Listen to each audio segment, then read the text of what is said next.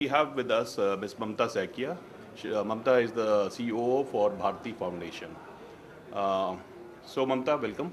And we would like to, know about what all initiatives or projects which were, undertaken by Bharti Foundation as part of their, initiative for the social development sector in the past year.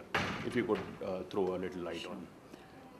Bharti Foundation primarily works in the field of education, and we have 254 schools running in the villages of the country. 5 of these schools are up to senior secondary level. They are CBSE schools. Apart from that, in the last 2-3 years, especially last year, we have expanded our program majorly in the government schools, where we are taking our learnings, our processes into the government schools, and we're helping them improve the quality of schooling and quality of education. Last 2 years have been very special for us because we participated in the call given by our Honorable Prime Minister for Swachh India. We started Satya Bharti Abhiyan, in which we adopted the Ludhiana Rural District, and we covered all the almost 1100 villages of Ludhiana. We've provided, in short span of less than 2 years, we provided more than 17,000 toilets in the rural villages of Ludhiana. And today we are supporting Ludhiana, we're supporting the government to declare Ludhiana as an ODF district. So we're supporting them because this is mainly work that needs to be done by the government. Also 2 years back, we started a new initiative called Nyay Bharti, which looks at underprivileged, under trials who are in the jails because of lack of bail money for petty crimes. It's a new initiative. We've had some amount of success last year, so we're looking at how do we scale this initiative up in the next year. Okay, great, wonderful.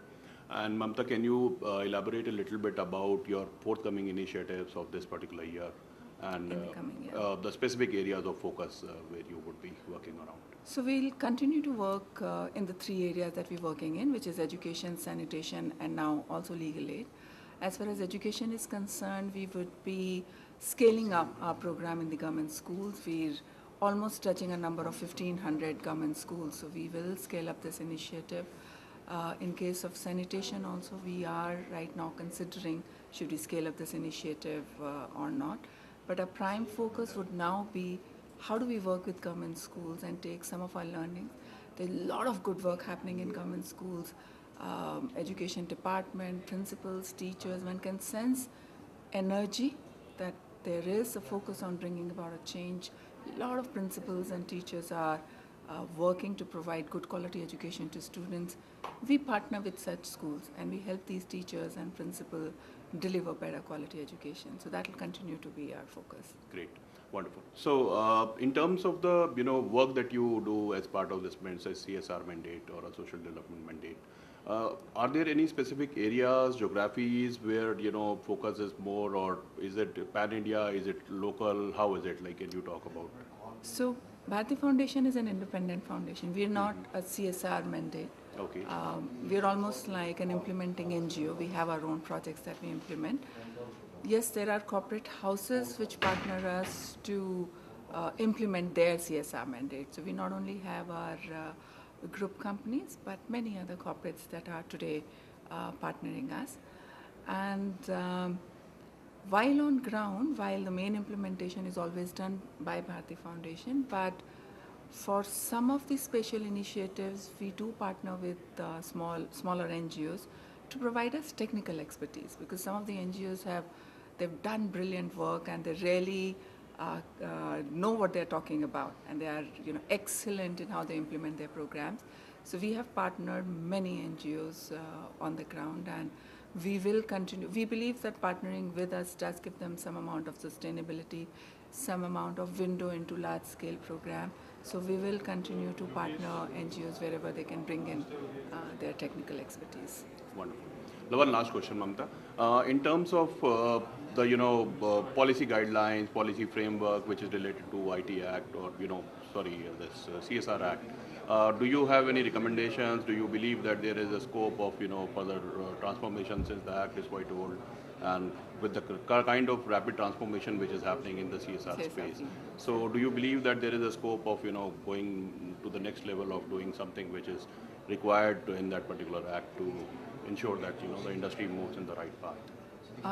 So I think Act is, I think, very beautifully drafted, and I've read the statements that one has to take the spirit behind the Act rather than getting limited by what has been written over there.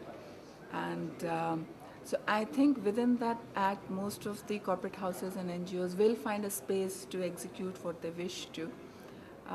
If there is one request, I'm not very clear whether it gets covered under this Act or not, and I was thinking that I'll perhaps speak to Dr. Chatterjee, who's here. I remember many years back I was working for an NGO, and that NGO received a grant to set up its fundraising unit by a foundation, right?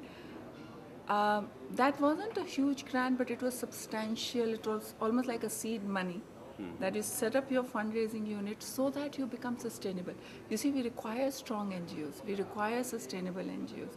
And I know that that seed money really allowed that NGO to become a very, it started raising large-scale funds, and it started doing impressive work on the ground because they required that support. So I think corporates can play a role in making NGOs strong, and such kind of seed grants, and especially when we are talking about small and struggling NGOs which are doing excellent work, I think these kind of seed grants can really help NGOs become bigger. They can institutionalize their processes and their programs much faster. Wonderful. Thank you so much for your inputs, Mamta, and we wish you all the best. Thank you.